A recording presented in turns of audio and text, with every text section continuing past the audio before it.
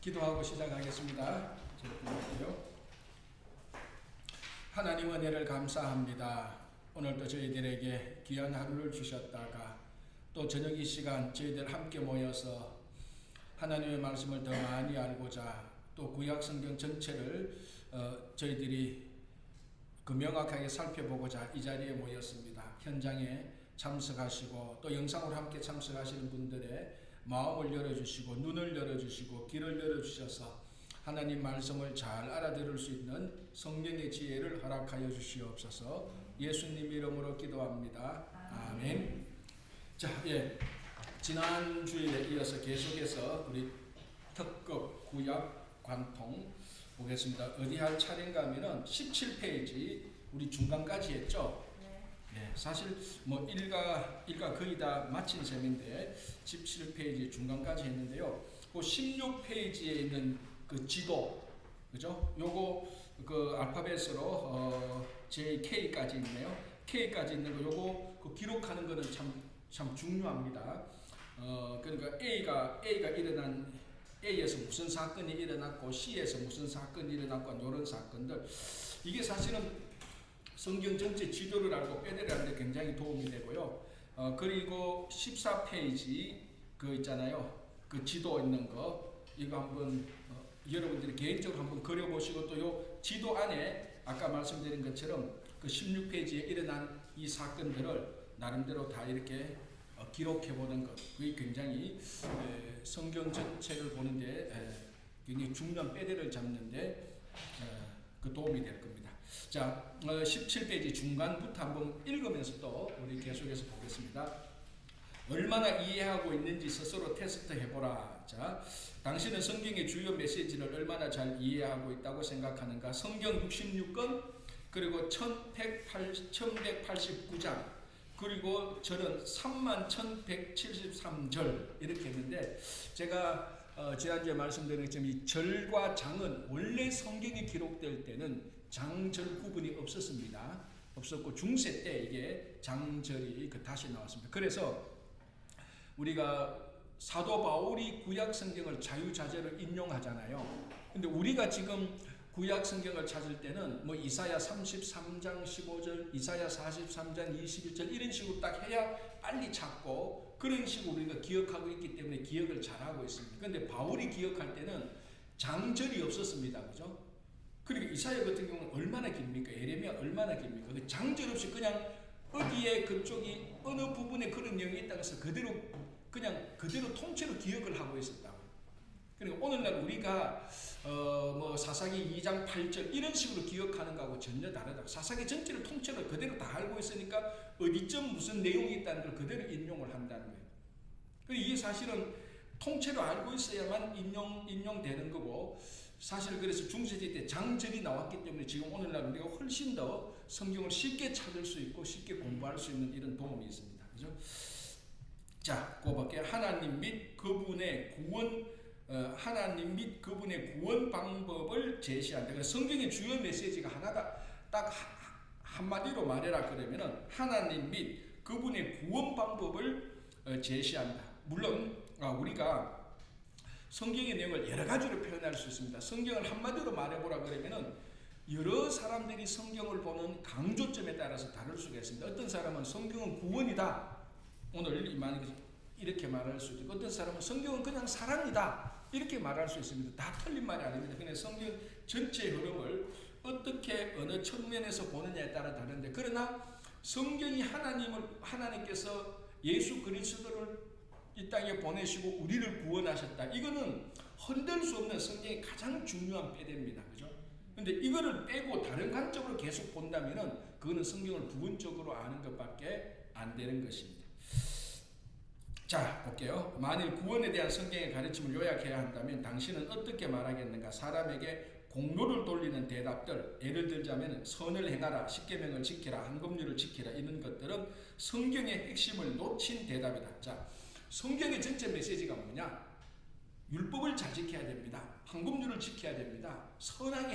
우리가 선을 행해야 됩니다. 그러니까 그 말하는 내용이 인간의 행위에 초점을 맞춘다면은 성경 전체의 내용을 몰랐다는 겁니다. 우리가 그 표현은 약간 다를 수 있지만 인간의 행위에 초점을 맞추는 게 아니고 하나님 구원의 행위에 초점을 맞춰야 되는 겁니다. 자, 성경 전체의 메시지가 뭡니까? 라고 말하면 하나님의 은혜입니다. 이것도 되는 거예요. 하나님의 구원의 행위니까. 하나님의 사랑입니다. 이것도 맞죠. 복음입니다. 이것도 맞죠.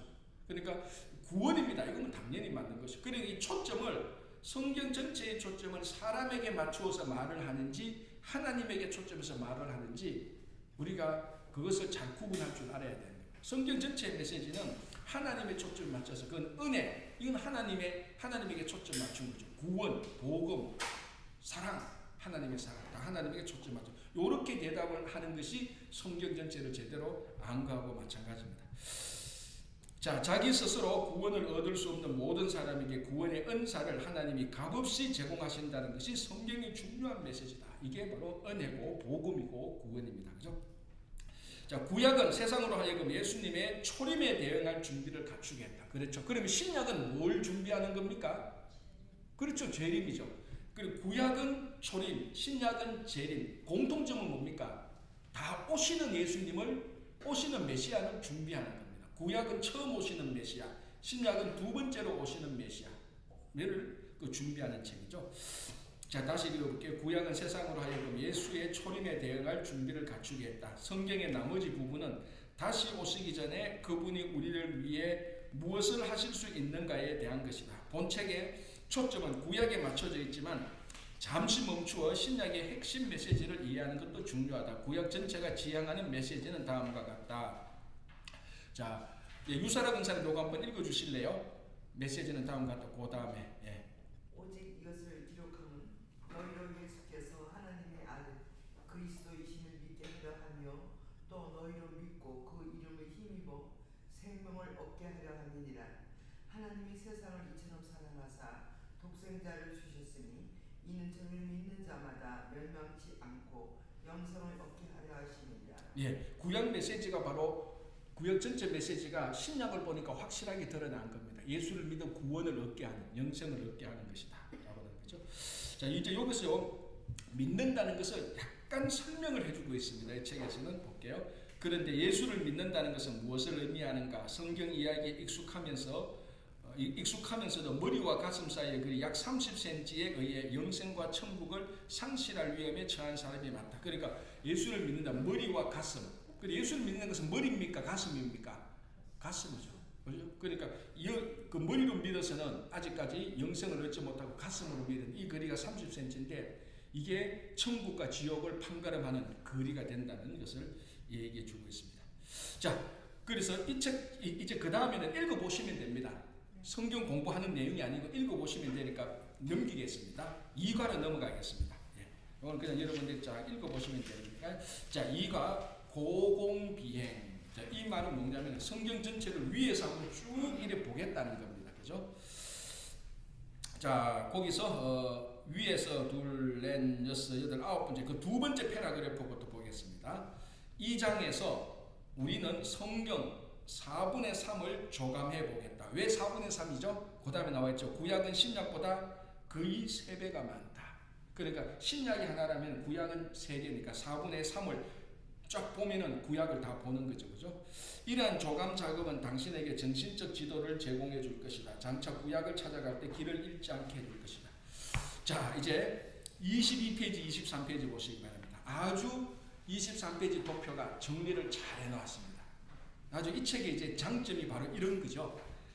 성경을 우리 지난주에 성경 특별히 구약, 신약, 특별히 구약 39권을 어떻게 분류하는가를 쫙 봤습니다. 그죠? 오늘 이제 23페이지는 그걸 또 시대별로 잘 구분해 내놨습니다. 자, 다시 한번 볼게요. 이 책에서는 구약에 나타난 내용을 3가지로 정리했습니다. 무엇입니까? 첫 번째, 두 번째는 경험, 세 번째는 예언. 그러니까 history, experience, prophet. 그죠? 이렇게 세 내용이 크게 보면 나온다. 이제 그걸 23페이지에 그 지난주처럼 잘 정리해 놨는데 22페이지를 읽으면서 23페이지 도표를 우리가 같이 한번 보겠습니다. 자, 22페이지 처음에 위대하신 계획자의 책들. 구약의 첫 17권은 주로 과거의 역사에 초점을 맞추었다. 맞죠? 그죠? 우리 지난주에 했죠? 창세기부터 에스더 몇 건? 17건. 예언서 몇 건? 예언서 몇 건? 네. 그러니까 사람이 얼마나 단순한가 하면요, 첫 번째 말하고 두 번째 말할 거 생각하면 저는 지금 세 번째 걸 말하는데 이게 우리의 모습이에요. 그러니까 이제 경험은 5건, 그래 17, 17, 5 딱 균형이 잡혔다는 거죠. 17, 17, 5. 제가 17, 17, 5 이랬잖아요. 그러니까 17, 5, 17, 17, 17, 5 이렇게 했잖아요. 그러니까 양쪽에 17 두 개의 기둥이 있고 중간에 하나 5가 있다는 거죠. 그러니까 저를 안 보고 딱 하면 틀렸다는, 저를 봤으면은 17, 17, 5 했을 거예요. 그죠? 외우기 쉬웠다. 그죠? 그리고 역사서가 17건인데 창세기부터 어디까지? 그게 제네시스를 기억하면 된다 그랬죠. 제네시스가 GEN이니까 G, 제네시스, E니까 에스더. 그죠? 자, 이제 요 17건인데, 자, 읽으면서 또 한번 얘기하겠습니다. 다시. 구약의 첫 17건은 주로 과거의 역사에 초점을 둬. 자, 역사는 과거, 자, 경험은 현재, 예언은 미래. 우리 지난주 했는 겁니다. 그죠? 그러니까 여기 아주 쉽게, 아주 여기에 구조가 잘 짜여진 것을 지금 밝혀주고 있습니다. 다음에 5건은 현재의 개인적 체험에 초점을 맞춘. 자, 이 5건은 경험이라고 말하지만 보통은 시가서 또는 지혜문학 이렇게 말을 합니다. 그죠? 욥기, 시편, 잠언, 전도서, 아가. 이건 전부 다 인간이 하나님을 경험했던 것.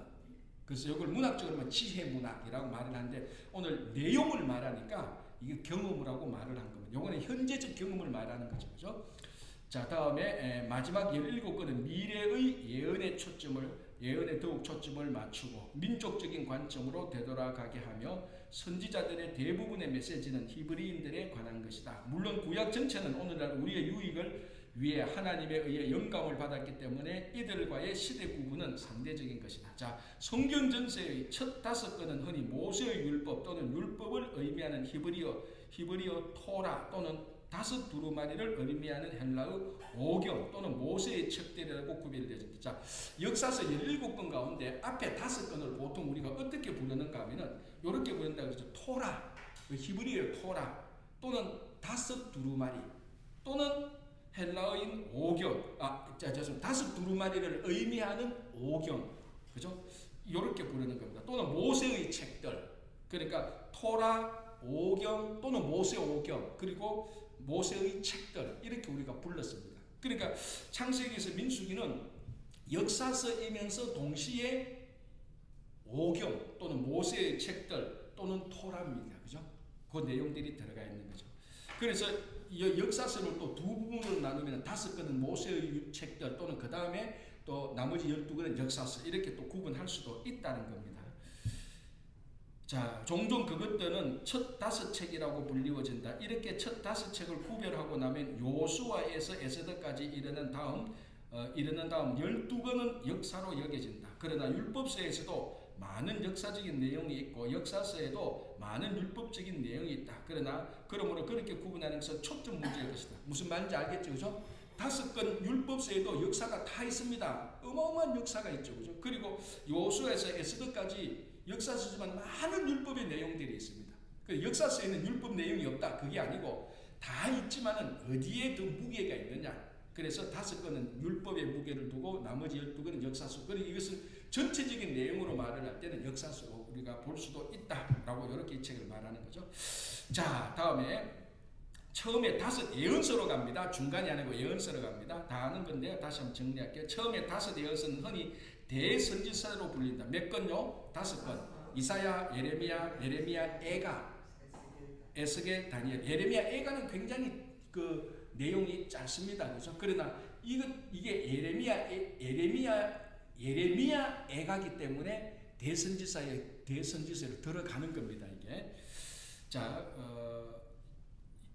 다시 볼게요. 처음에 5 예언서는 흔히 대선지서라고 불리우며 소선지서라고 불리우는 나머지 12건과 대조된다. 자, 이게 앞에 역사서하고 예언서하고 17, 17인데 또 5, 12로 또 나누고 있죠.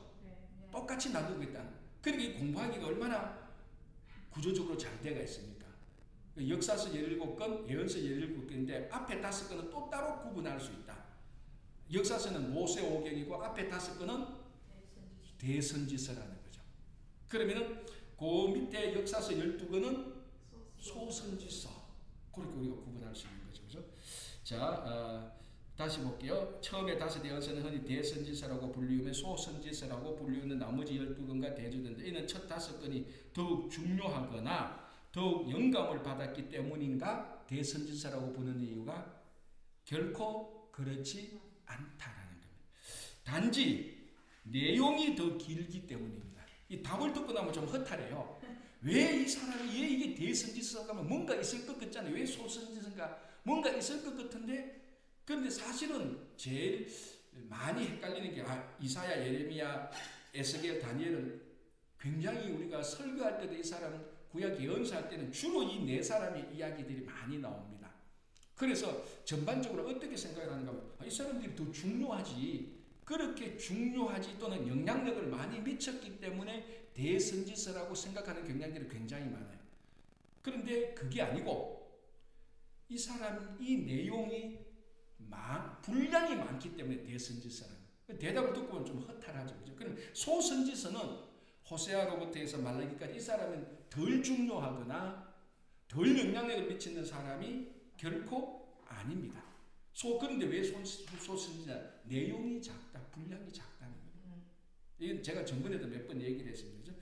그래서 그럼에도 불구하고 우리 인식에는 분량이 많기 때문에 더 중요하다는 생각이 늘 있어요. 그런데 우리가 성경을 아모스 같은 선지자, 이런 아모스 같은 선지자는 우리가 이제 교회 역사로 보면은 사회 정의를 외치는 사람들한테는 구약 성경에서 아모스만큼 중요한 책이 없다고 말할 정도로 아모스를 중요하게 여깁니다. 사회 정의를 외치는 사람들 있지 않습니까? 특히 이제 라틴 아메리카 그 독재자에 있어서 우리 이런 해방신학 같은 거 많이 들어봤죠. 민중신학 이런 거. 이 사람들이 나쁘다는 건 아닙니다. 초점이 사회 해방, 사회 구조적으로도 억압, 이제 이런 데 초점을 많이 맞춘서 이런 사람들한테 아모스는요 어떤 성경보다도 중요한 게 이 소선지서 한 것. 왜? 아모스의 주제가 뭡니까? 정의, 공의잖아요. 공의. 그죠? 그래서 소선지서가 결코 대선지서보다 영향력이 적거나 덜 중요하다는 생각이 아닙니다. 자, 다시 볼게요. 중간에 단지 내용이 더 길기 때문에 예레미야서를 예를 들어봐도 그것 한 권이 12개의 소선지서를 합친 양보다 더 많다. 에레미야서 한 권이 12권 읽는 것보다 더 많다는 겁니다. 그렇다면 성경을 예레미야 읽으면 66권 가운데 한 권 읽는데 12권 소선지 읽으면 12권을 읽게 돼요. 그래도 더 예레미야보다 적게 읽어요. 그 분량이 예레미야가 굉장히 많은 거죠. 그죠?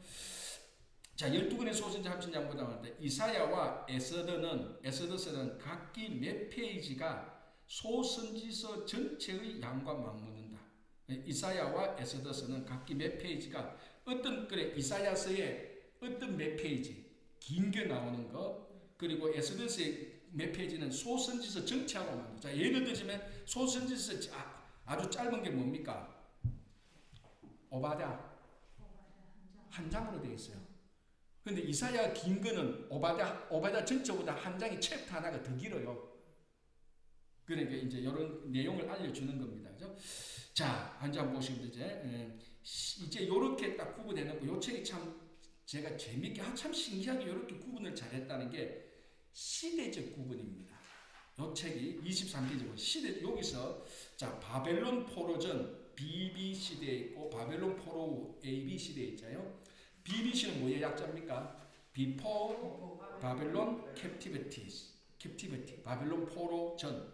ABC는 After Babylon Captivity. 자, 그러면은 바벨론 포로 전 시대는 요 밑줄 긋는 것처럼 12권 죄송합니다. 하면은 밑에 3권을 빼고 14권 이상은 전부 다 예언서 14권, 역사서 14권 전부 다는 이 뭡니까? 바벨론 포로전 얘기입니다. 똑같이 균형을 딱 잡겠죠. 그리고 바벨론 포로 후의 내용은 예언서는 학서만, 학계, 스가랴, 말라기, 그리고 역사서는 에스라, 느헤미야, 에스더. 그러니까 이게 마치 이 양쪽의 17권이 5권 12권으로 나누어지고 시대 구분도 딱 14건에서 딱 나눠서 14건 이전에는 바벨론 포로전 시대 사람들, 그리고 14건 이후에 나머지 3건은 양쪽에다 3건은 다 바벨론 이후 책이라는 겁니다. 그래서 23페이지만 머릿속에 딱 있으면은 전체 시대가 다 흘러가는 거예요. 그러니까 이 표를 이렇게 잘 정리해 놓은 게 제가 다시 말해 이 책의 장점이라는 겁니다. 그죠? 자, 한번 보겠습니다. 22페이지 밑에 다음 페이지에서 5식의 3그룹과 그 밑에 12식의 2그룹의 구약 배열에 주목하라. 오경 다음의 역사서 9건은 소선지서 첫 9건과 마찬가지로 바벨론 포로전에 나타난다. 그죠? 그리고 이들 18건은 BBC, 즉 비포 베빌로니아 캡티비티라고 불리워질 수 있다. 다음에 역사서 3건은 나머지 소선지서 3건과 마찬가지로 ABC, After Babylonian Captivity로 불리워질 수 있을 것이다. 자, 구약 성경이 얼마나 완벽한 조화로 배열되어 있는가를 주목하라. 자, 그러면은 이제 이 책에 대해서 아주 우리가 한 발자국 더 깊게 들어가면 이 배열이 어떻게 이루어졌는가 이 책에서 말하고 있습니다. 자, 2번째 줄 끝에 이 배열 순서는 히브리인들이 원래 가지고 있는 것과는 다르지만, 여기 중요해요. 지금 히브리인들이 가지고 있는 구약 성경하고 우리가 가지고 있는 구약 성경하고 순서가 많이 달라요. 그래서 우리는 구약 성경을 영어로 뭐라고 그러죠? Old Testament라고 그러잖아요. 근데 유대인들은 각자 가지고 있는 구약 성경을 뭐라고 부릅니까? Old Testament라고 부릅니까? 그렇게 부를 수가 없죠. 왜? 올드 테스트먼트는 뭘 전제로 하는 겁니까? 뉴 테스트먼트가 있다는 거죠. 뉴 테스트먼트의 핵심은 예수 그리스도 아닙니까? 그러니까 히브리인들이 자기 가지고 있는 것을 올드 테스트먼트라고 말하면은 자기 부정입니다. 그렇지 않아요? 이해됐죠, 그죠? 우리가 올드 뉴라고 구분하지 히브리인들은 아직 뉴가 오지 않았어요. 자기들 아직 메시아가 오지 않았어요. 그래서 너는 히브리 바이블이라고 불러요, 자기들. 우리가 보는. 근데 히브리 바이블하고 우리가 하는 올드 테스트먼트하고 사실은 같은 책인데 순서하고 분류 이런 것들이 굉장히 차이가 많이 나요. 자, 그럼 우리가 가지고 있는 구약 39권의 이 분류는 어디에서 나왔는 건가? 그럼 목사님, 유대인들이 가지고 있는 구약, 우리가 말하는 구약 히브리 바이블에서 안 나왔다면 이 39권의 이 배열은 어디에서 나온 거지요? 자, 이제 이 책이 재밌게 말하고 있습니다. 이 배열 순서는 히브리인들이 원래 가지고 있는 것과는 다르지만 우리는 하늘에 계신 계획자의 감독 하에서 질서 정연함을 느낄 수 있다. 이 배열 순서는 주전 250년, 200년 또는 300년 그 사이에 만들어진 헬라어 구약 성경으로부터 채택된 것이다. 요거 제가 오늘 아침 새벽 기도 때 얘기했나요? 72년. 이 라틴어로 셉투아진타. 이게 어디서 다 번역됐다고 말했죠? 이집트, 알렉산드리아. 그래서 알렉산드리아 출신 누구? 아볼로 했잖아요. 사도행전 때. 그러니까 성경은 다 이거 배워놓으면 구약에도 나타나고 신약에도 나타나고 다 연결해요. 그러니까 알렉산드리아가 그만큼 학자들이 많은 도시였다고 얘기하잖아요. 이제 기억나죠? 그 출신이 아볼로였다. 아볼로 굉장히 지적이고 굉장히 똑똑한 사람인데 세례 요한의 세례까지만 알고 있었다. 그래서 누가 가르쳤다 이 사람을? 브리스길라와 아굴라 부부가 데리고 와서 당신은 요한의 세례까지는 아니까 예수의 세례도 가르쳐주고, 그래서 아볼로가 훨씬 더 뛰어난 학자가 됐고, 그래서 고린도 교회가 당파가 나누어질 때 아볼로파가 따로 생길 정도로 영향력이 있었다는 겁니다. 그 아볼로의 고향이 알렉산드리아고 이 알렉산드리아에서 이 셉투아진트 번역이 일어난 겁니다.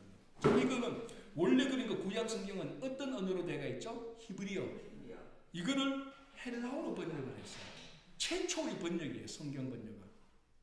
왜 헬라어로 번역했을까요? 히브리어 모르는 사람들이 많이 생기니까.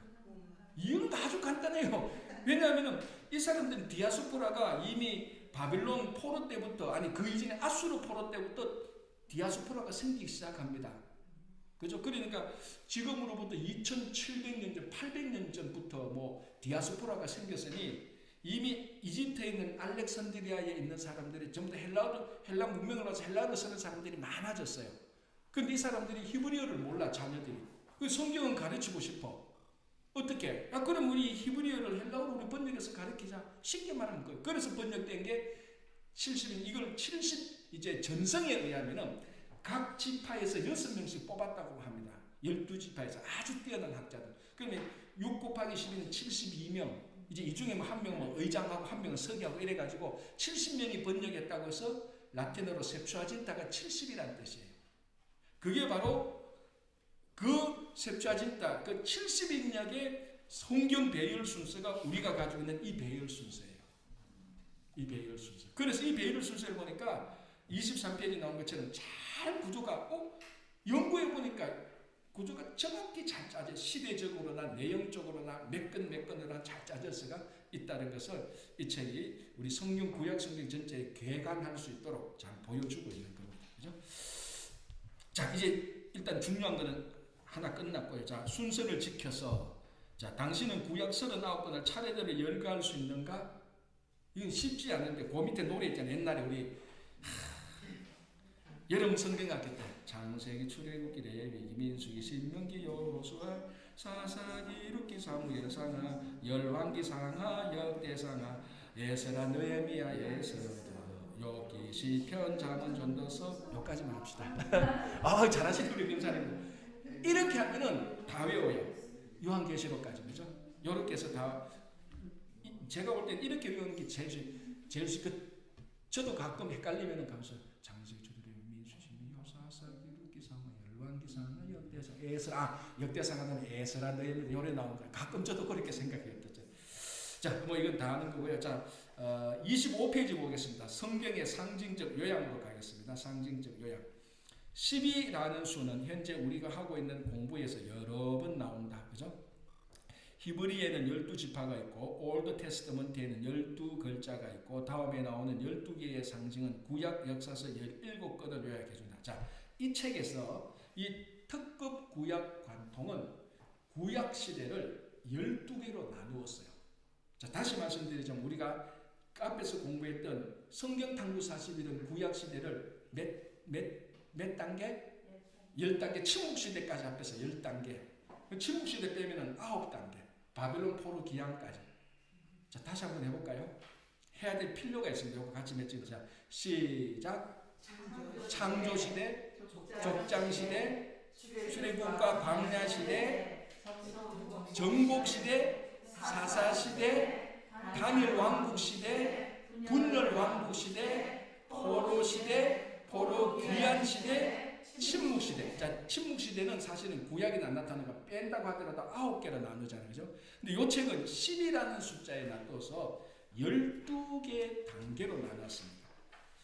자, 그런데 가만히 읽어보면은, 자, 우리가 성경 탐구 41일을 공부한 것의 기초에서 보겠습니다. 3번에서, 자, 1번이 뭡니까? 자, 1번이 뭡니까? 창조. 2번이 부족. 3번이 노예, 4번이 계명, 5번이 야영, 6번이 언약인데 요 3, 4, 5, 6, 요 책에 의한 3, 4, 5, 6은 성경 탐구 40일에 배운 출애굽과 광야 시대에 다 들어가는 거예요. 그리고 그 다음부터는 다 똑같아요. 자, 말이 다르겠지. 자, 7번 정복. 우리 정복 시대 배웠잖아요. 똑같아요. 다음에 8번 순환. 이거 뭡니까? 사사 시대예요. 사사 시대를 죄의 순환하는 걸 순환을 말만 바꿨지 그 시대. 그 다음에 왕관. 단일 왕국 시대예요. 단일 왕국 시대. 그리고 10번 분열 왕국 시대.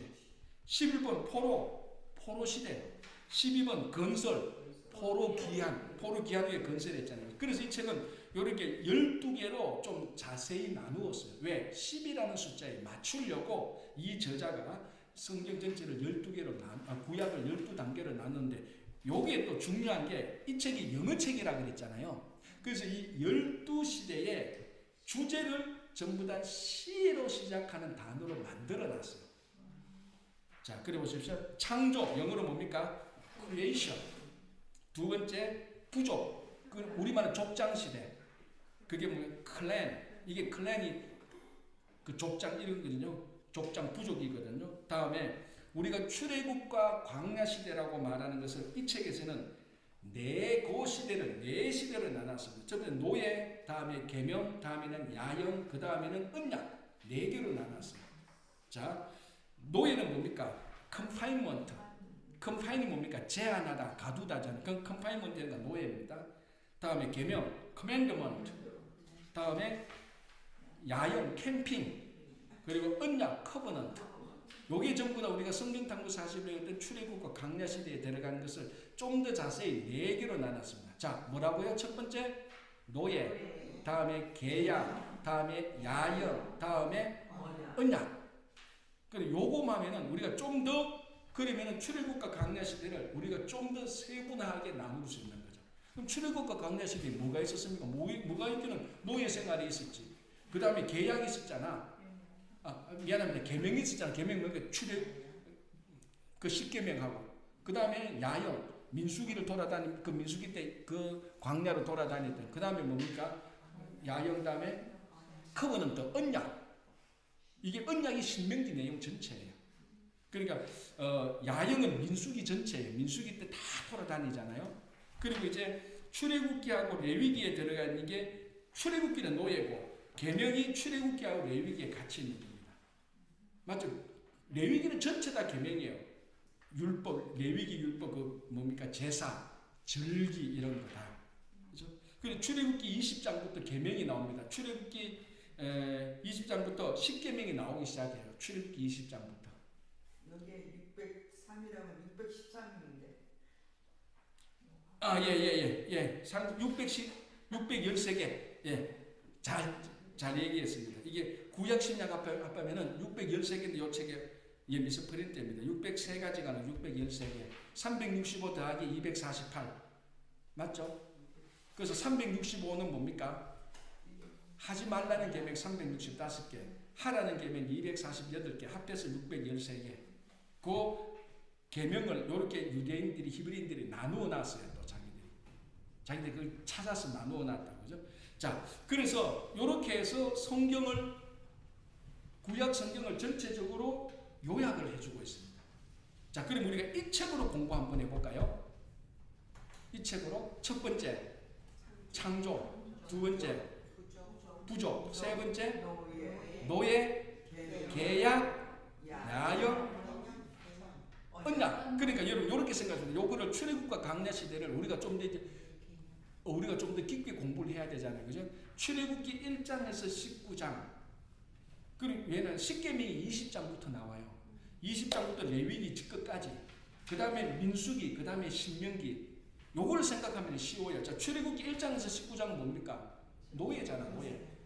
물론 거기서 나오고 하는 게 좀 핵심은 노예입니다. 노예. 출애굽기 20장에서 레위기까지 뭡니까? 계명, 커맨드먼트 또는 명령. 그리고 민수기를 읽으면 다 돌아다니면서 불평하고 원망하죠. 야영, 신명기 전체가 다 커버넌트 계약이에요. 그렇죠? 전부 다 이겁니다. 자, 그래서 하고 그 다음에는 똑같죠? 정복, 그 다음에 순환 또는 사사, 그 다음에 왕관 또는 단일, 그 다음에 분열, 똑같이 분열, 그 다음에 똑같이 포로, 그죠? 그 다음에 포로 기한 또는 그 컨스트럭션, 건설. 그러니까 이게 약간 더 분류해놨지만은 성경 탐구 40일에 10가지만 딱 외워놓으면은 그때마다 약간만 변경하면은 다 적용되는 거예요. 맞죠? 그죠? 그래서 내가 성경 탐구 40일 할 때 매일 할 때마다 이 10가지를 계속해서 암송했던 겁니다. 왜? 이게 구약의 전체 흐름이 이 안에 다 들어가 있어요. 이게 또 다른 책을 보면은 또 약간 또 바꿔놔 수 있을 겁니다. 바꿔놨다고 해서 금방 하나도 없어요. 우리가 외웠던 성경 탐구 40일에 10단계만 딱 끼워가지고 딱 약간만 오른쪽 왼쪽 약간만 비틀어서 맞추면 다 들어가요. 이 또 다 들어가잖아요. 이 책은 이제 영어로 한다고 그렇게 만들어 놓은 거죠. 자, 요거 전번에 목사님 전번기다 그 12로 분류하니까 배가 더 늘은 것 같아요. 그죠? 예, 그렇죠. 양이 더 많아진 거죠. 예. 저는 그 창조모사 왕포 이렇게 해가지고 6개 되는데 여기 배로 되고 요 구분. 예, 그렇죠. 좀 더 많아진 거죠. 그렇죠? 그러면 또 어떤 사람은 구약을 24단계로 만들 수도 있어요. 자, 예를 들어서 그 포로 시대도 분열 시대도요. 북이스라엘 분열 시대, 남왕국 분열 시대 또 바꿀 수 있어요. 그러니까 우리가 10개 뼈대만 딱 배워놓고 상황에 따라서 요거는 요거에 해당되고 약간만 조정하면은 구약 전체 흐름을 공부하는데 아무런 문제가 없습니다. 자, 이제 중요한 게 26페이지를 보시기 바랍니다. 26페이지 그림, 지도. 다시 말씀드리지만 이 책은 이런 게 재미가 있어요. 이런 거 하다 보면은 머릿속에 싹싹 들어오죠. 자, 창조시대 크리에이션 1번 어디입니까? 에덴 동산은 이쪽이라 그랬죠. 유프라테스 티그리스 강 중간 이쪽 어느 정도가 에덴 동산일 거라고 얘기했습니다. 그래서 여기 1번 있죠. 동그라미하고 1번 찾았죠. 지도에. 자, 다음에 2번이 뭡니까? 창조시대 다음에 족장시대니까 어디입니까? 자, 2번 보시면 4명의 족장이 나왔습니다. 그죠? 이쪽에. 자, 여기 이 족장시대 때 사실은 또 우리가 한 사람 더 추가해야 될 사람이 있어요. 누구죠? 욥이죠. 그렇지, 욥이죠. 역사적으로 따지면. 그죠? 그렇지만 족장이라고 말할 때 창세기 족장, 아브라함, 이삭, 야곱, 요셉 할 때 요 2번 4명. 자, 3번 보겠습니다. 3번이 뭐였죠? 우리가 그 출애굽과 광야 생활인데 그걸 나누었죠. 노예. 자, 3번 저 밑으로 가야 되죠. 그죠? 나일강이 있는데 3번. 다음에 4번이 뭐였습니까? 자, 출애굽 20장부터 10계명 줬죠. 10계명 어디 있습니까? 시내산에서 받았거든요. 시내산이 그 밑에 그 두 손가락인데 그 중간 어느 부분이 시내산이라고요. 그래서 4번 나오죠. 5번이 민수기 전체 내용입니다. 민수기는 바로 그 5번 되는데 여기서 38년을 헤매요. 여기서. 예, 5번에서 38년 헤매요. 민수기, 야영, 광야. 자, 그리고 6번이 뭡니까? 신명기죠. 신명기니까 언약이죠. 언약은 모세가 요단강 건너기 직전에서 행간. 그래서 6번 보십시오. 요단강 건너기 직전에 6번이 있죠. 그렇죠. 다음에 7번이 뭡니까? 이제 정복해야 되잖아요. 그러니까 칼로 만들어 놓은 겁니다. 들어가서 정복하고. 8번은 뭡니까? 이제 정복했으니까 그 다음에 사사죠. 그리고 이거 보면은 뭐 나팔하고 비슷한 이런 게 나는데 뭐 이런 거 나오고 하여튼 요 지역은 사실은 같은 지역이에요. 사실은. 그죠?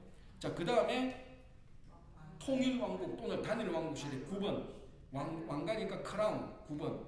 그 다음에 10번 북쪽 남쪽으로 나눠 10번. 다음에 11번이 그죠. 바벨론 포로 돼가지죠.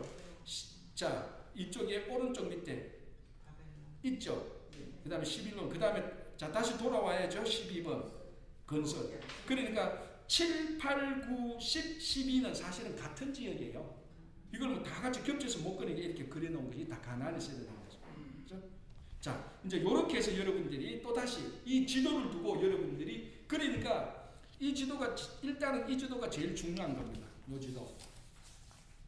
요거는 무조건 외워야 되는 겁니다. 외우는 게 그냥 딱 얘기했잖아요. 배가 있고 배 밑에 뭐 이런 게 있고 뭐 사람 빠진데 손가락 나오고 이런 식으로 하든지 아니면 뭐 단순하니까 그냥 이렇게 쭉쭉거리면 이제 여기서 이 지도를 보고 구약 성경에 나타나는 모든 사건을 다 끼워 넣으면 됩니다. 요거는 여기서는 이게 나고 1번, 2번, 3번, 4번 여기서 이래 쭉 그리면요. 구약 성경에 빼는 거 여러분들한테 확실히 잡힙니다. 이 정도 실력이면은 여러분들이 일반 대학에 기독교 학과가 있습니다. 일반 대학의 기독교 학과에 한 2학년, 3학년 수준은 돼요. 진짜 일반 대학의 대학생의 그 대학교에 한국의 대학교 기독교 학과가 있는 학교인데 그 학교에 한 1학년 최소한 1학년, 2학년 정도는 여러분들이 벌써 전공하는 학생들의 실력이 된다. 여러분들이 다시 제 말 늘 제가 얘기하는데 이 지도 가가지고 내일 저 뭡니까? 금강산, 이제 금강산은 안 가죠. 그 목사님들 많이 있는 식당이 어디죠, 요즘? 그 식당에 가서 목사님을 물어보고 이 지도 가지고 구약 성경 한번 그려보세요. 그래서 목사님 하시는 분 많이 없어요. 저한테만 쳐야 잘 그리지만. 근데 이게 그만큼 중요한 거예요. 이것만 알면 뼈대가 확실히 안 돼요. 그렇죠? 제가 계속해서 반복해서 하는 겁니다. 성경 탐구 40일 할 때도 얘기했죠. 이 지도가 중요하다. 그래야 좀 또 다른 장소를 제가 여러분들이 목사님들의 설교를 더 잘 알아들을 수 있어요. 이 지도를 알면. 저뿐만 아니라 많은 목사님들이 구약 설교를 할 때 특별히 역사서, 이사야 역사서나 예언서 설교할 때는 이게 본문을 설명하려면은 이 지도를 알면은 목사님들이 그런 배경을 얘기 안 하고 바로 설교를 할 때가 있다고. 성도들이 안다고 생각하고. 근데 이걸 모르면은 목사님이 무슨 설교를 하는지 저게 왜 저런 말이 나오는지 전혀 모른다고요. 근데 이걸 딱 알면은 목사님 지금 요 얘기를 하고 있구나. 훨씬 더 메시지를 더 잘 받을 수가 있습니다. 그렇죠? 그래서 이건 중요하고요. 그래서 이렇게 해서 27페이지 12번까지 마치는 걸로 해서 요 내용은 다 아니까 영어만 한번 봅시다. 창조 크리에이션 다 시니까 25페이지 창조 크리에이션 2번 부족 클란 3번 노예 컨파이먼트 4번 커맨드먼트 5번 캠핑 6번 커버넌트 7번 콘퀘스트 정복 8번은 사사시대인데 계속 돌아가니까 사이클 6번은 그 단일 왕국이니까 크라운 왕관을 쓰고 있으니까 왕관 크라운 10번은 분열이니까 캐점 그 캐점이 분리된 그 갈라진 틈이잖아요. 그래 캐점 다음에 포로 캡티비티즈 다음에 포로 후 기한에서 건설하니까 컨스트럭션 다 C로 만든 겁니다. 이게 그러니까 영어책이니까 그렇죠? 지도에서 그 아수르에서 그 포로 그 모양은 뭐 때문에 어느 거요? 다시 제가 무슨 말씀 모르겠어요. 그 지도에서요. 26페이지 지도요? 네네. 예. 그 위에 아수르 지역의 포로 모양은 왜 해놓은 건지. 발에 이렇게 찾고 찾잖아요. 아니 우리가 바벨론만 하지 그 위에서는 아수르의 포로 된 적은 없잖아요. 그 위에 1번 위에 이거요. 네, 1번 네, 1번 위에. 예. 이게 제가 볼 때는 이건 것 같아요. 이게 이 지역이 아수르 지역이에요. 아수르에 포로 잡혀간 거예요. 북이스라엘. 아마 그거를 얘기하는 것 같아요. 제가 볼 때 여기 넘버링은 없는데 자 보십시오. 그 똑같은 포로잖아요. 넘버링은 없는데 그러니까 아마 요 위에도 11번을 같이 붙여놓으면 좋겠어요. 바벨론 포로는 좀 아니니까 포로는 맞네. 포로 그죠? 그러니까 맞네. 여기에 11번을 해놓으세요. 전도사님 아주 중요한 지적을 잘했어요. 11번을 해놓으세요. 똑같이 11번. 근데 11번 해놓고 위에 포로는 아수르예요. 북이스라엘. 그리고 밑에 11번은 바벨론이에요. 남유다. 그죠? 예, 맞습니다. 자, 보십시오. 11번 포로를 보시기 바랍니다. 27페이지. 이스라엘은 아수르에 의해 멸망되고 여기에 위쪽에 있는 포로. 유다는 후에 바벨론의 포로 생활하겠던 남쪽에 있는 포로. 그죠? 그러니까 그 위에 있는 넘버링이 없는 그 포로에는 같이 11번을 해놓으면 좋을 것 같아요. 그죠? 예, 잘 지적해 주셨습니다. 그런데 기한하는 거는 바벨론에서만 기한하는. 그렇죠. 예, 바빌론만 기한해. 1차, 2차, 3차 다 기한. 북이스라엘은 역사적으로 성경이 어떻게 되는가 기록은 없어요, 사실은. 그래서 보면 거기서부터 대부분 거기에서 속국에 의해서 다 섞여서 다 살게 되는 거예요. 그 중에 또 어떤 사람은 또 다른 데로 나가게 되는 거죠, 그죠? 대부분은 거기 아수르 지역 그쪽에서 다 살게 된 걸로 지금 기록되고 있습니다. 그러니까 바빌론은 우리가 성경 탐구사실 때 돌아오잖아요. 몇 차에 걸쳐서? 3차. 어우 잘한다. 3차 이건 몰라요. 다른 사람들 몰라요. 왜 3차죠? 포로도 1차, 2차, 3차로 갔잖아요. 귀환도 1차, 2차, 3차. 그러니까 1차 때 온 포로 리더 누구죠? 느헤미야. 2차 에스라 3차 느헤미야.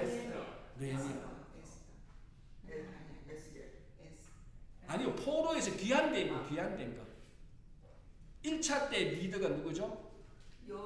요수아하고 수룹바벨.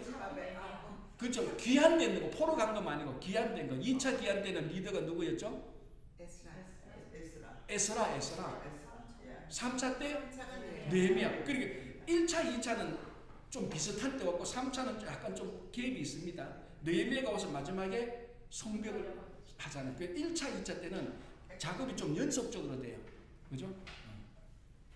다 기억나죠? 이 정도만 해도 대단한 겁니다. 자, 27페이지 끝부분에 이야기의 속편 그것을 완성시키기 위해 나머지 4시대의 성경 이야기를 요약하면 다음과 같다. 이제 신약을 간단하게 얘기하는 거예요. 자, 신구약 중간사의 400년과 신약에서의 12시기는 신약 특급 관통편에서 자세히 다루어진다. 자, 침묵.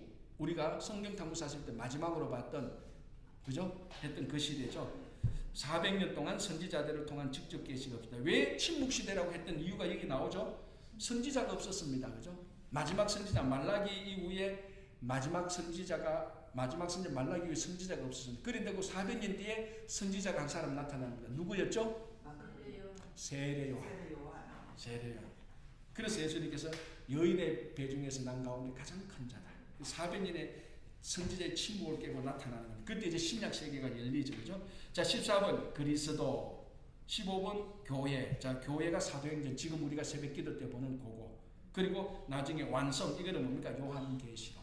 그래서 이 책은 신약도 침묵 시대까지 합해서 4시대로 나누죠. 침묵, 그리스도, 교회, 완성. 다 시죠.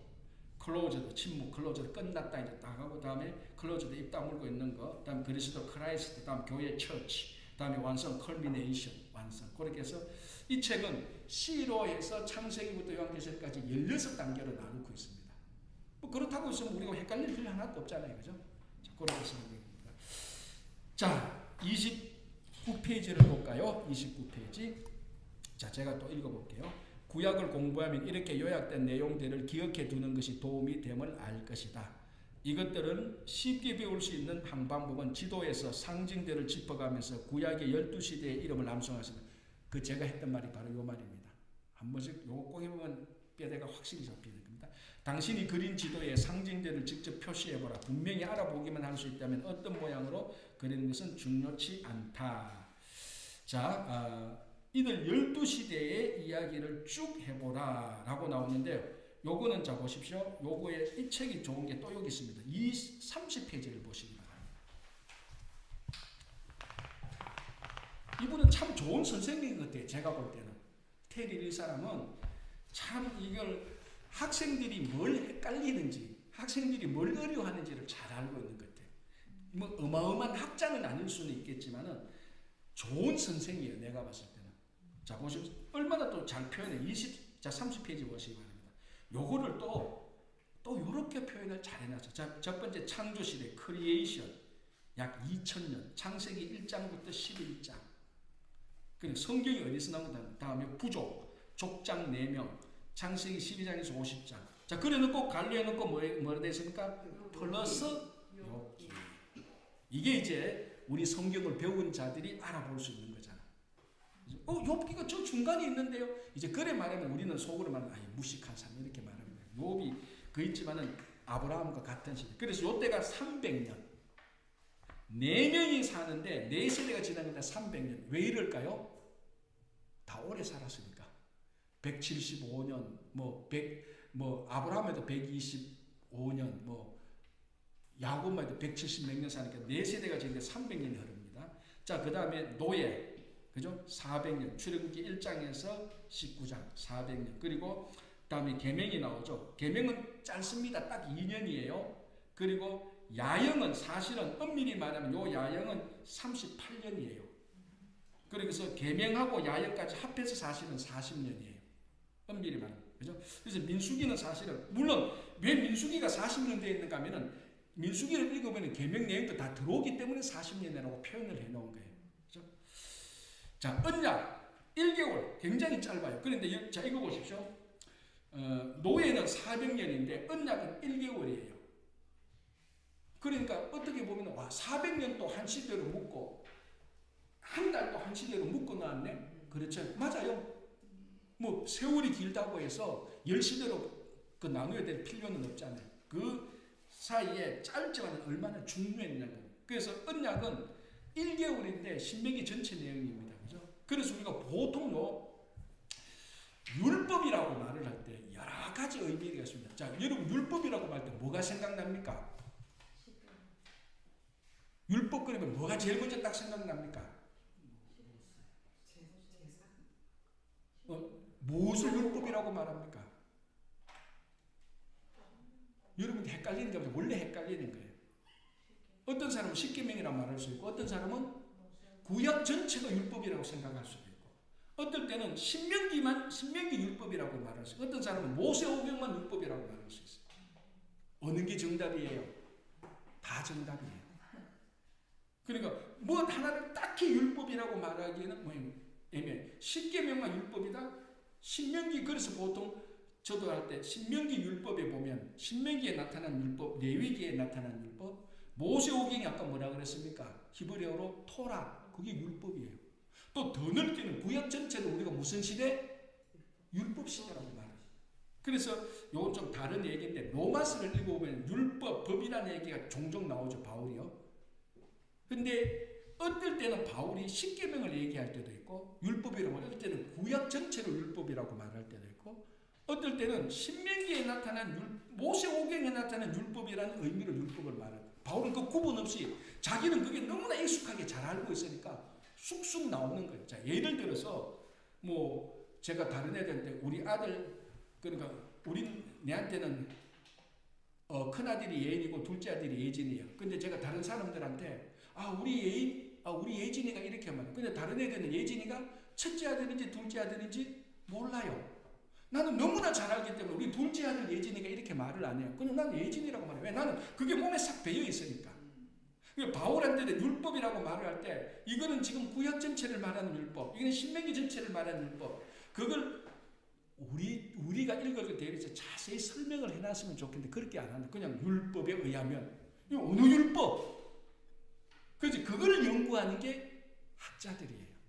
로마서를 볼 때. 그거는 좀 너무 어렵기 때문에 안 하는데 그래서 이 율법이라는 것이 그렇게 아주 방대하게 사용되어지는 겁니다.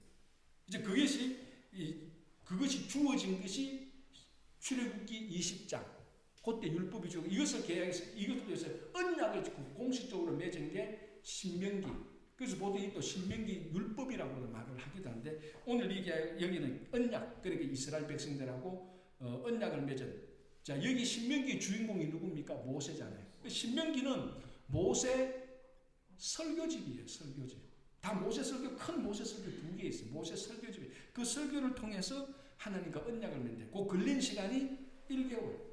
근데 이 책에서는 이것도 너무 중요하기 때문에 구약의 12시대 가운데 한 시대로 딱 나는 거예요. 1개월밖에 안 걸렸는데 노예는 400년이나 걸렸는데 그래도 그만큼 무게가 있다는 거죠. 그죠?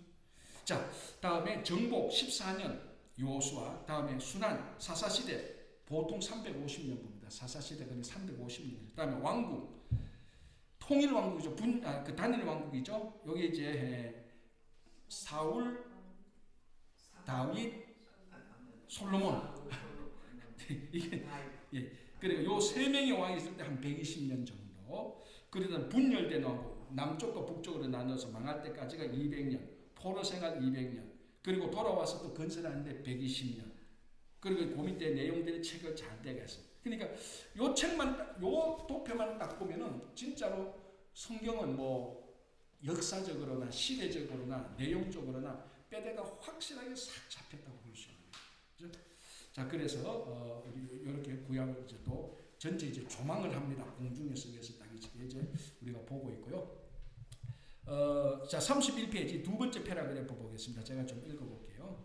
구약을 더 분명히 개인적으로 궤관하고 싶다면 당신이 읽는 성경의 각 장에 간략한 제목을 붙여보라. 자, 이제 이 사람이 저자가 우리한테 좀 더 깊이 끌고 가려고 하는 거예요.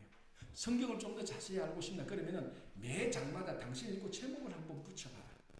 자, 그럼 제목을 붙이려고 하면은 내용을 알아야 되고요. 이 내용을 어떻게 제목을 잘 붙일까 하다 보면 그 내용에 대해서 자꾸 생각하게 돼요. 그리고 이 내용을 한마디로 어떻게 표현할까? 그럼 그 내용의 핵심을 알게 되는 거예요. 그래서 그 신문도 헤드라인 붙이는 게 굉장히 중요합니다. 그죠? 뭐 요즘은 이제 인터넷 시대니까 약간 좀 차이가 나죠. 옛날에는 이랬잖아요. 뭐 제 대학 때만 해도 학교 가면 도서관 앞에 신문사가 있어요. 신문을 그 군의 매점에 가면은 4종류나 5종류 이렇게 신문을 팔아요. 그래서 가서 어느 신문을 살까? 물론 자기 성향에 따라서 좀 보수적인 신문을 살 수도 있고 진보적인 신문도 살 수 있어요. 그런데 일단 딱 보이는 게 뭡니까? 헤드라인 제목. 어제 이 사건이 있었어? 똑같은 사건을 말하는데 어느 신문이 헤드라인을 잘 잡는다 해서 눈길을 딱 끄니까 그 신문을 사게 되는 거예요. 근데 읽어보면 똑같은 내용이야. 그런데 제목을 잘 잡았는데 보면은 그 제목을 잘 잡았다는 해서 그 내용의 핵심을 딱 알고 있다는 거예요. 그래서 이 책은 당신이 성경을 더 잘 알고 더 명확히 알고 싶습니까? 그러면 앞으로 성경을 읽을 때 매 장마다 제목을 한번 붙여보세요. 그래서 여러분 성경에 보면은 옛날에는 안 그랬는데 요즘 성경에 보면은 다 제목이 다 있어요. 그죠? 해서 이 제목 말고 여러분들이 제목을 한번 붙여보면 굉장히 큰 도움이 될 거라고 성경 공부하는 방법을 알려주는 겁니다. 자, 한번 읽어볼게요. 구약을 더 분명히 개인적으로 개관하고 싶다면 당신이 읽는 성경의 각 장에 간략한 제목을 붙여보자. 신문 기사의 제목같이 네 단어 이하를 사용하라고 권하겠다. 너무 많이 하지 말고 예를 들어 창세기 1장은 간단히 6일 창조, 2장은 아담과 하와의 동산, 3장은 뱀, 죄, 형벌. 이는 어렵지도 않거니와 당신은 이를 통해 독서로부터 얼마나 더 많은 것을 배울 수 있다는 것이 알게 될 것이다 라고 이렇게 제목을 한번 정해보라 라고 얘기하는데, 이건 여러분 한번 얘기해 보고요. 그래서 요청 끝내면 됩니다. 왜냐하면 그 뒤에 뭐 제목 붙이는 거 영어로 막 하는 거는 이거는 영어로 되어 있기 때문에 우리하고 좀 안 맞아요. 예를 들어서 룻기를 걷다면 룻이 영어로 RUTH잖아요. 그래서 거기에 32페이지를 보시면 돼요. 룻 내용을 RUTH로 다 영어로 요약해놨어요. R, Return to Judean Homeland. 다음에 U, 그러니까 Unbelievable Kindness of Boaz. 다음에 Ruth T, 그러니까 그렇죠. Interesting Follower Engagement. 다음에 H니까 Happy Home Life with Boaz. 이렇게 해서 RUTH의 영어의 앞글자를 따서 공부하도록 만들어 놓은 건데 우리하고는 안 맞으니까 미국 사람들은 이렇게도 공부하는 것다 하고 알고 그냥 넘어가시기 바랍니다. 자, 몇 분 남았는데 3가 약간 들어갔다가 나오겠습니다. 자, 3가 보겠습니다. 세상의 시작. 자, 이제 이 책도 12단계로 나누는데 12단계를 이제 공부를 시키고 있는 거예요. 첫 단계 창조시대를 이제 보는 거예요. 창조시대 창세기 1장에서 11장. 이게 창조시대인데, 자, 12장, 왜 11장까지 나누었죠? 왜 12장은 포함 안 시켰죠? 12장부터는 아브라함이 나오거든요. 하나님께서 구체적인 한 민족을 만들기 위하여서 아브라함을 이끌어내는 그 역사를 따로 나누고 있습니다. 그리고 또 하나는요, 사람의 생명 연장이 아브라함은 우리하고 그래도 비슷해요. 아브라함 시대 사람들은. 근데 아브라함 이전의 사람들은 이 사는 게 우리하고 완전히 달라요. 이제 그게 중요한 이유 중에 하나는 뭐 노아, 홍수니 이런 여러 가지 뭐 이런 얘기를 하고 있는데 그건 뭐 오늘 내용은 아니고, 그래서 창세기 1장부터 11장까지를 한번 창조시대로 쫙 나누어요. 그리고 12장부터 족장시대 그렇게 나누는데, 자, 창조시대는 창세기 1장부터 11장인데요. 한번 읽어볼게요. 창세기는 성경이라는 동산의 모판이다. 성경의 모든 중요한 주제들은 창세기에서 그 근거를 두고 있다. 만일 성경이 두 번째 책인 출애굽기로 시작되었다면 하나님과 그분의 사역에 대해 우리가 얼마나 많은 지식을 잃어버렸는지 잠시 생각해보라. 우리가 하나님 이외의 모든 것의 시작을 기록하고 있다. 창세기에는 처음 몇 장에 해, 달, 별들, 세상, 식물, 동물, 남자, 여자, 결혼, 해산 및 구원 등의 내용이 담겨져 있다. 창조기간 창세기 1장 11장에 인간사는 적어도 2000년이 흐르고 있다. 이제 보통 거기 나오는 이제 사람의 생명수를 위해서 아담으로부터 바벨탑까지 사람을 따지면 노아 아들까지 쭉 이렇게 연도를 계산하면 한 2000년 걸렸을 거다라고 그렇게 얘기를 하고 있습니다. 자, 그 다음에 이제 여기서 중요한 인물이 세 사람하고 중요한 사건이 하나 있습니다. 인물 따지면 아담, 아벨, 노아, 그 다음에는 바벨. 근데 이 바벨도 사람 이름으로 생각하면 큰 착각입니다. 바벨은 사람 이름이 아닙니다. 예. 자, 그래서 AANB, 아담, 아벨, N, 노아, B, 바벨. 요게 창세기 1장에서 11장까지 전체 내용이에요. 그러니까 이 책은 뭐가 목적이라고요? 구약을 빨리 공부시키는 게 목적이에요. 창세기 1장에서 11장까지는 AANB만 기억하라. A, 아담, B, 아벨, N, 노아, B, 바벨. 그게 창세기 1장에서 11장까지 있는 내용이다라고 얘기를 하고 있습니다. 그죠? 자, 요거만 읽고 끝낼게요. 창조시대의 초점은 인물이다. 창조사건, 하나님과의 교제로부터의 타락, 범세계적 홍수 및 바벨탑에서 열방에서 분리도 인물이 중심이다. 그 타락한 사람들 말이에요. 다음 페이지에 있는 창조시대에서의 그림들에서 얼마나 많은 사람들을 확인할 수 있겠는가라고 되어 있습니다. 자, 태초에는 이거는 다음 주부터 하겠습니다. 다음 주에 다시 하겠습니다. 또 이제 본격적으로 이제 다음 주에 본격적으로 성경 내용으로 이제 들어가는 겁니다. 창세기부터. 그래서 오늘 여기까지만 하고 오늘까지는 사실은 큰 조망을 봤습니다. 이제 구약 조망을 보고 이런 것들을 했기 때문에 다음 주부터는 내용으로 들어가겠습니다. 자, 기도하고 마치겠습니다. 오늘까지만 제가 기도하고 이제 다음 주부터 이제 돌아가면서 기도하겠습니다. 하나님 감사합니다. 오늘도 저녁 늦은 시간까지 저희들 특급 구약 관통을 통하여서 구약 성경 전체를 조망하고 이제 다음 주부터는 창세기 내용을 또 함께 공부하고자 합니다. 주님 이런 내용들을 통하여서 하나님의 말씀을 더 명확히, 더 분명히, 더 정확히 알 수 있도록 도와주시고 하나님의 말씀을 더 많이 알아서 우리가 지식적인 것을 자랑하는 것이 아니라 아는 하나님의 말씀을 행할 수 있도록 도와주시옵소서. 돌아가는 발걸음도 지켜주시고 우리 모든 자녀들, 가정, 일터, 건강 지켜주실 것을 믿으며 감사하오며 예수님 이름으로 기도합니다. 아멘.